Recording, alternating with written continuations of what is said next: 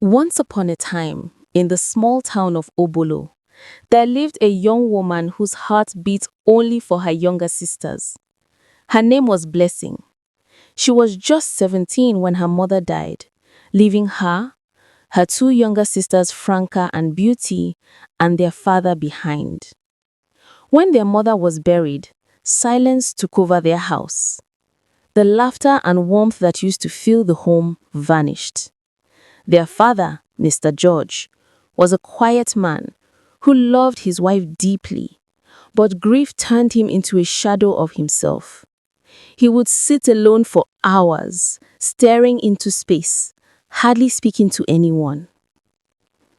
6 months later, everything changed again.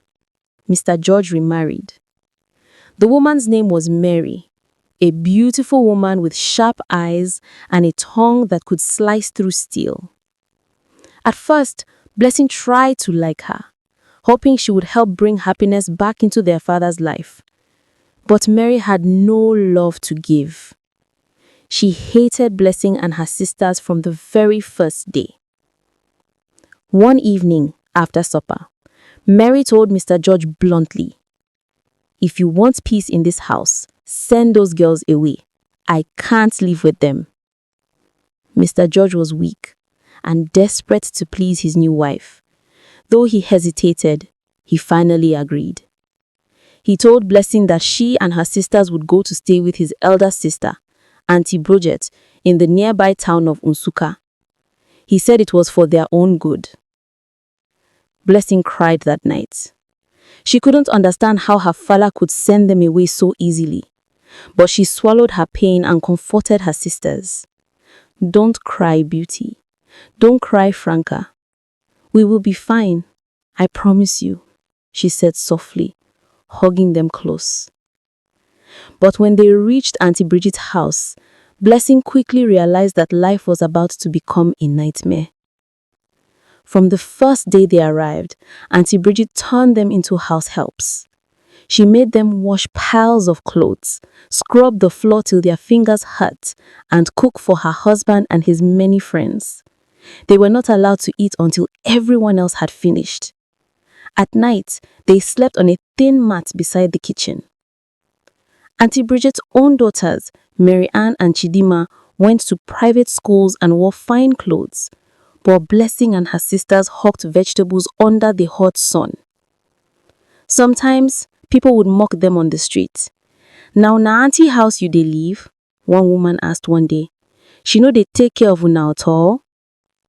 Blessing just smiled sadly and said, "We thank God, ma." She refused to let shame break her. When there was little food, she gave her share to her sisters. When Auntie Bridget punished them, Blessing took the blame. She shielded Franca and Beauty from every pain she could, holding them like a mother would hold her babies. "If anything happens to you," she often told them, "I will never forgive myself. I promised Mama I would take care of you." One hot afternoon, trouble came like thunder. Auntie Bridget came back from work, furious. "Who took the 5,000 naira I left in my drawer?" she shouted, throwing her handbag on the floor. Blessing froze. "Auntie, we didn't take anything," she said quickly, her heart pounding. "Liar!" Bridget screamed. "You think I don't know your type? Poor children that only know how to steal." Before Blessing could explain further, Bridget stormed out of the house and returned minutes later with 4 rough-looking street boys. "Deal with them," she ordered. "Auntie, please." Blessing fell to her knees crying. "We didn't take your money. I swear with my mother's grave, we didn't." But her aunt didn't listen. The boys grabbed them roughly. One of them slapped Beauty so hard that she fell, crying in pain. Franca tried to protect her, but another boy pushed her into the wall. Blessing fought back with all her strength, screaming, "Please beat me, not them. Leave my sisters alone." They dragged her outside by her hair, slapped her, and kicked her until she bled. The neighbors heard, but no one came out. No one wanted trouble with Auntie Bridget. When the boys finally left, Blessing lay on the ground, weak and bleeding. Her sisters crawled to her, crying uncontrollably. "It's okay," she whispered through her swollen lips. "As long as I'm alive, nobody will ever touch you again." That night, the three sisters held each other and cried until their tears ran dry. From that day, Blessing made up her mind. She would work hard and take her sisters away from that wicked woman's house. She started doing menial jobs after school hours, washing clothes for neighbors, carrying buckets of water for people, and cleaning shops. She saved every kobo she earned. Years passed, and Blessing's determination began to pay off. By the time she was 21, she had saved enough to rent a small room in town. One morning, without saying a word to anyone, she packed their few belongings and left Auntie Bridget's house with her sisters. When she turned the key of their new room, she smelled for a very long time. "This place may be small, but it's ours," she said. Her sisters jumped and hugged her, laughing. For a while, peace returned to their lives. Blessing got a better job at a restaurant as a cleaner and later as a waitress. She earned a small but steady income and enrolled Franca and Beauty in school. She had only managed to finish secondary school before her mother died, so she wanted her sisters to have the chance she never had. But her sisters didn't take life seriously. Franca and Beauty started skipping classes. They followed boys around, partying instead of studying. Blessing scolded them several times, but they ignored her. "Why are you wasting your youth?" she asked one night, tears in her eyes. "Do you think everybody must suffer like me? You like stress too much." "Ah, Blessing, I beg rest. You think everybody must suffer like you? You like stress too much." Blessing shook her head. "You people don't understand. I'm not doing all this for myself. I'm doing it for you." One day, the school called Blessing. Franca had collapsed. Blessing dropped everything she was doing and rushed to the hospital. When she got there, the doctor's face was grave. "Are you Franca's sister?" he asked. "Yes, doctor, what happened?" He sighed deeply. "She tried to abort a pregnancy and it went wrong. If she hadn't been brought in on time, she would have died." Blessing felt her knees weaken. "Pregnant? Franca?" Her heart shattered into pieces, but she forced herself to be strong. "You will have this child," she said gently. "I will take care of you again." And that was exactly what she did. Blessing worked 2 jobs, cleaning offices in the morning and serving food at the restaurant in the evening. She often went without food, saving every naira she earned to buy medicine and baby things for Franca.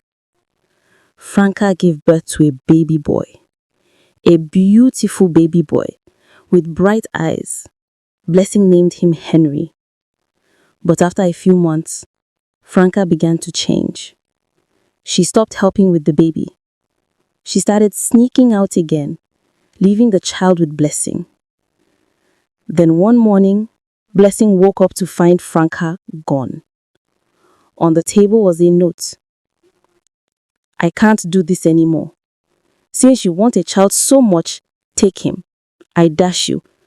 I'm not meant to live this kind of life." Blessing dropped the paper and screamed until her voice broke. Her sister had abandoned her own baby. She had no choice but to strap the baby to her back and continue working. Some people pitied her, others gossiped, saying the baby was hers. But she didn't care. Henry was innocent. He didn't deserve to suffer because of his mother's mistakes. Meanwhile, Beauty became more stubborn. She spent her nights in clubs and came home drunk. When Blessing begged her to stop, she shouted, "You are not my mother. Leave me alone." Those words cut Blessing like a knife. That night, she sat outside with Henry sleeping on her lap, tears streaming down her face. Maybe my kindness is a curse. Days turned into months. Blessing kept pushing, feeding her son, and trying to keep the family together. One afternoon, while serving food at the restaurant, a tall, handsome man walked in. His name was Mr. George, a wealthy businessman. Unlike other customers, he was polite. He noticed Blessing's humility and hard work. When he returned the next day, he smiled at her. "You walk like someone who has seen life." Blessing laughed shyly. "Na life will teach me lessons, sir." He started visiting often, and soon they became friends. For the first time in many years, Blessing felt seen and valued. But one day, he came to visit her at home and met Beauty instead. The moment Beauty saw the handsome, rich-looking man, her eyes widened. She smiled sweetly. "You must be George. Blessing talks about you all the time. Please come in." George smiled politely and entered. Beauty quickly made herself comfortable, crossing her legs and talking like someone who owned the house. "She's not around," she said, pretending to be kind. "But since you are here, you can relax small." As they talked, Beauty's envy grew. She couldn't believe a man like this was interested in her sister, the same sister who carried another woman's baby on her back. When George mentioned how much he admired Blessing, Beauty laughed lightly. "You don't know her well. That child she carries is her own. She just lies that it's her sister's child so that people will pity her."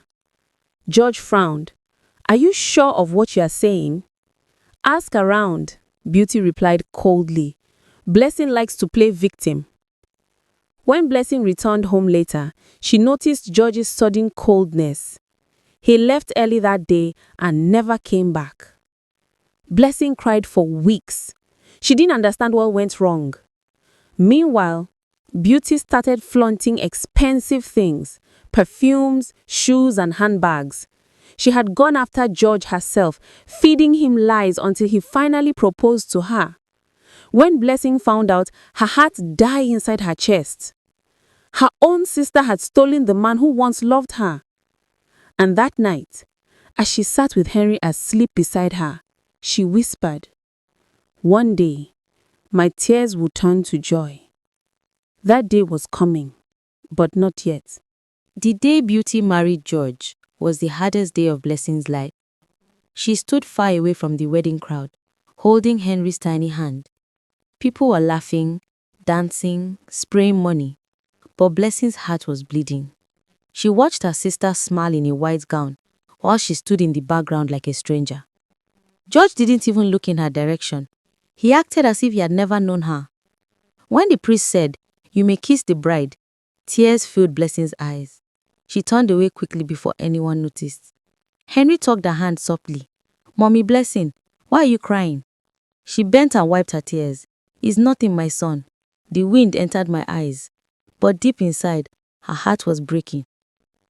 After the wedding, Beauty moved into George's big mansion in Enugu. She stopped talking to Blessing completely. The only time Blessing heard from her was through gossip. People saying she now drove fancy cars and dressed in imported clothes.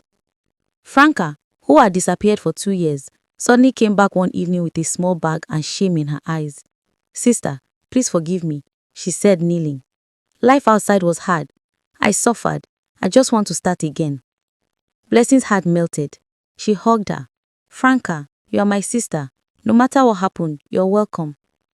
Franca burst into tears. "Thank you, sister. I don't deserve your love." "Don't say that," Blessing whispered.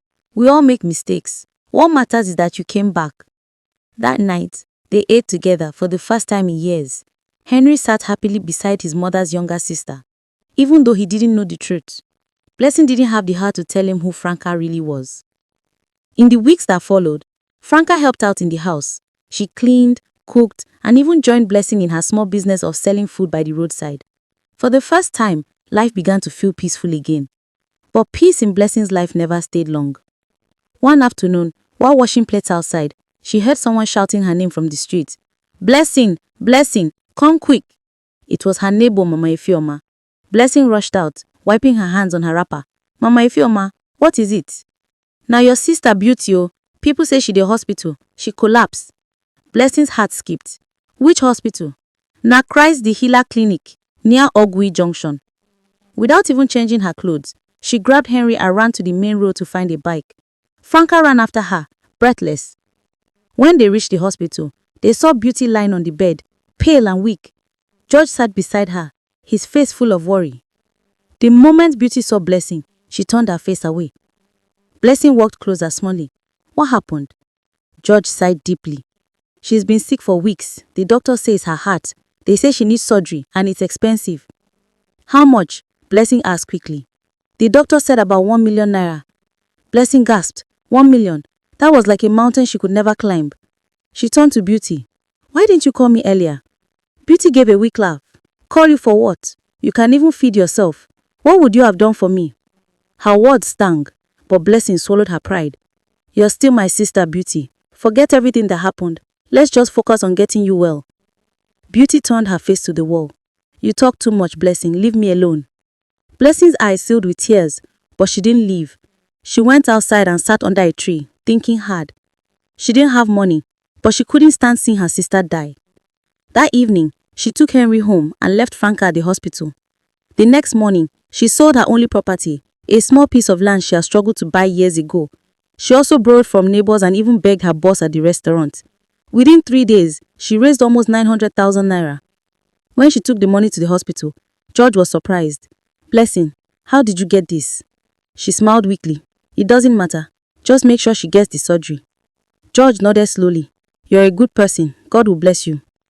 The surgery was done 2 days later. It was successful. When Beauty regained consciousness, she asked the nurse quietly, "Who paid for it?" "Your sister," the nurse replied, smiling. "She's been here every day, praying for you." Beauty turned her face to the wall and started crying silently. When Blessing came into the room, Beauty couldn't look at her. "Why?" she asked softly. "After everything I did to you, why would you help me?" Blessing sat beside her bed and held her hand gently. "Because you're my blood. If I let you die, I'll never forgive myself." Beauty wept uncontrollably. "I don't deserve your love." "It's okay," Blessing whispered. "Let's just start again." From that day, Beauty changed. When she was discharged from the hospital, she told George everything. How she had lied that Henry was Blessing's son. How she had betrayed her sister to steal his love. George was shocked. He felt deep shame and regret. That same evening, he drove to Blessing's house and knelt down before her. "Blessing," he said, his voice breaking. "I'm so sorry. I was blind. I believed lies. You didn't deserve what I did to you." Blessing stood frozen, not believing what she was seeing. "Please stand up, sir." He shook his head. "No, I won't. I came to ask for forgiveness." She sighed deeply. "It's all in the past now. I've moved on. God will judge everyone." But as he was leaving, he turned back. "Blessing, if you ever need help, just call me." After that day, life seemed to improve a little. Beauty recovered and began helping Blessing in her small restaurant. Franca too was doing better, and Henry was growing fast. It felt like a new beginning, but peace didn't last long again. One night, George called Blessing. His voice was heavy. "Blessing, something is wrong with Beauty. She's been acting strange. Sometimes she cries for no reason. Sometimes she laughs in her sleep." Blessing's heart jumped. "I'll come tomorrow morning." When she arrived, she found Beauty sitting in the middle of her room, surrounded by torn pictures and burnt clothes. "Beauty!" Blessing rushed to her. "What's all this?" Beauty looked up slowly, her eyes red. "They are coming for me." "Who?" "My dreams," she whispered. "Mama comes every night. She stands at my bed and says, 'You betrayed the one who loved you most.' I can't sleep, Blessing. I can't." Blessing held her tightly. "It's okay. Stop talking like that.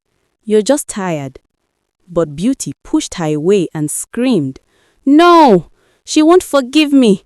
Even in my dreams, she's crying. George rushed in, trying to hold her. Doctor says it's trauma, he said helplessly. Maybe the surgery affected her mind. But Blessing knew it was more than that. Beauty's guilt was haunting her. For weeks, she stayed with her, caring for her day and night. Sometimes, Beauty would wake up and beg for forgiveness again and again. One night, she called Blessing close and whispered, "If I die, take care of George. He's a good man. Don't let him suffer because of me." "Don't talk like that," Blessing said, holding her hand tightly. "You'll be fine." But 2 days later, Beauty died quietly in her sleep. Blessing found her lying peacefully, her eyes closed, as if she was smiling. George wept like a child. Blessing stayed by his side through the burial and mourning. When everything ended, George told her softly, "Blessing, I don't know what God plans, but you are the strongest woman I've ever met." She smiled faintly. Maybe strength is just pain that refused to die. George looked at her for a long moment, then said, "Maybe you are the one I was meant to love all along." Blessing's eyes widened. "Please don't say that now. It's too soon." He nodded quietly. "I understand. I'll wait." Months passed. George helped Blessing open her own restaurant. He treated Henry like his own son. Life finally began to smile again after years of sorrow. But deep in Blessing's heart, she still carried a fear that happiness never stayed long in her life. And one day, that fear returned in a way she could never have imagined. That was the beginning of the next storm. It had been 6 months since Beauty's burial, and life in Enugu had slowly begun to settle again. Blessing's restaurant was now one of the most popular in the area. Every morning, the aroma of her food filled the street. Jollof rice simmering with pepper chicken, beans and plantain, yam porridge rich with palm oil. People came from far and near just to eat at Mama Henry's kitchen. Franca helped her manage the business, while Henry, now 10 years old, ran around serving drinks and laughing with customers. For the first time in her life, Blessing could look around her and feel something close to peace.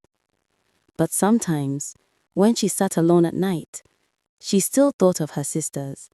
Mary, the stepmother who threw them out, Auntie Bridget, who treated them like slaves, Franca, who ran away but came back broken, and Beauty, whose jealousy destroyed her, but also taught Blessing the true meaning of forgiveness. Each memory hurt, but each one had shaped her into who she was now. One Saturday morning, as she was opening the restaurant, she saw a familiar car stop in front of her shop. It was George. He stepped out, dressed in a simple shirt and trousers, smiling warmly. "Good morning, Blessing." She smiled shyly. "Good morning, sir. You came early today." He laughed. "You know your food doesn't taste the same if I come late." "Abeg, stop flattering me," she said playfully. "You go make my head swell." George looked around at the busy restaurant. "You've done well for yourself, Blessing. I'm proud of you." "Na God," she replied quietly. After breakfast, he asked her to take a short walk with him. They walked down the quiet street, the morning sun soft on their faces. "Blessing," he began gently, "you've spent your whole life taking care of others. First your sisters, then Henry, even Beauty before she died. But who takes care of you?" Blessing looked away, smiling sadly. "Maybe that's what God made me for, to care for others." George stopped walking. "Maybe, but even angels need rest." He took a deep breath. "I want to marry you." Blessing froze. She looked at him, confused. "George, please." I mean it, he said softly. I've thought about it for months. I know Beauty was my wife and I'll always respect her memory. But I can't ignore what's in my heart. You're the woman who showed me what love truly means. Tears filled Blessing's eyes. People will talk, she whispered. Let them, he replied. They talked when I married Beauty. They will talk again, but I'm not living for people anymore. I want peace. I want you. Blessing stood there, shaking her head slowly. She thought of all the pain she had endured, all the sacrifices she had made, and now this same man who once believed lies about her was asking for her hand. Her heart trembled, but it felt right. Let's not rush, she said finally. Give me time to think. He nodded. Take all the time you need. I'll wait. 2 months passed. During that time, something unexpected happened. Franca met a kind man, a teacher named Samuel, who came to the restaurant every evening. He admired her quiet nature and humility. He knew her story and still accepted her. When he asked for her hand in marriage, Franca cried tears of joy. The wedding was small but beautiful. Franca cooked the food herself, dancing and smiling as if it was her own celebration. For the first time in many years, she felt truly happy. After the wedding, George helped Franca and her husband start a small grocery business in town. Life seemed to finally be rewarding them. One night, while closing the restaurant, Blessing noticed Henry sitting outside, staring at the sky. What are you thinking about, my boy? She asked him, sitting beside her. He looked up at her with innocent eyes. Mommy Blessing, people in school say I don't look like you. They say maybe my real mommy is somewhere else. Is it true? Her heart skipped. For years she had waited for this day. She sighed deeply and looked at the stars. Yes, Henry, she said softly. It's true. Your real mommy was my sister, Franca. But then, who am I to you? She smiled sadly. You're my son, Henry. Blood doesn't make family. Love does. You may not have come from my womb, but you came from my heart. He stared at her for a long time, then hugged her tightly. I don't care who gave birth to me. You are my mommy. Tears filled Blessing's eyes as she whispered, and you will always be my son. From that night, Henry became even closer to her. He worked harder at school, determined to make her proud. A few weeks later, George invited Blessing and Henry to his house for dinner. When they arrived, he had prepared everything himself. Candles on the table, soft music playing, and a small wrapped box beside her plate. What's all this? She asked him, smiling shyly. Just dinner with 2 special people, he said. After they ate, he pushed the box toward her. Open it. Inside was a small gold ring. Blessing looked at it, speechless. I waited long enough, George said, kneeling down right there. Blessing, you are the woman who taught me that love isn't about money or beauty, it's about sacrifice and heart. Will you marry me and let me take care of you the way you've taken care of everyone else? Blessing covered her mouth with her hands. Tears streamed down her cheeks. She looked at Henry, who was grinning from ear to ear. Say yes, Mommy Blessing, he shouted. She laughed through her tears. Yes, she whispered. Yes, I will. George stood up, slipped the ring on her finger, and hugged her. That night, as they all sat together laughing, Blessing felt something she hadn't felt in a long time. Complete peace. Months later, they had a small wedding. It wasn't fancy, but it was filled with love and laughter. Even Auntie Bridget came, old and weak now. She knelt before Blessing, tears in her eyes. "I wronged you, my child," she said. "Please forgive me." Blessing helped her up gently.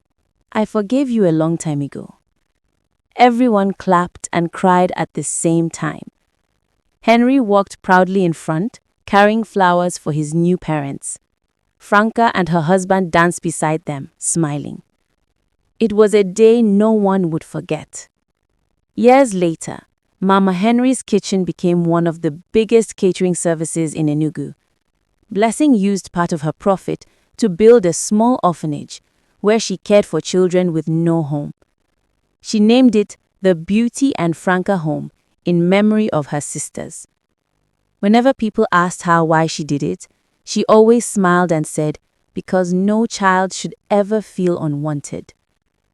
And every morning, when she woke up beside George and saw Henry getting ready for school, she whispered a short prayer. "Thank you, God, for turning my pain into peace." Her story, once full of tears, became a song of hope. Blessing had finally learned that sometimes love isn't about blood or beauty, it's about heart, forgiveness, and faith. And for the first time in her life, she knew what true happiness felt like.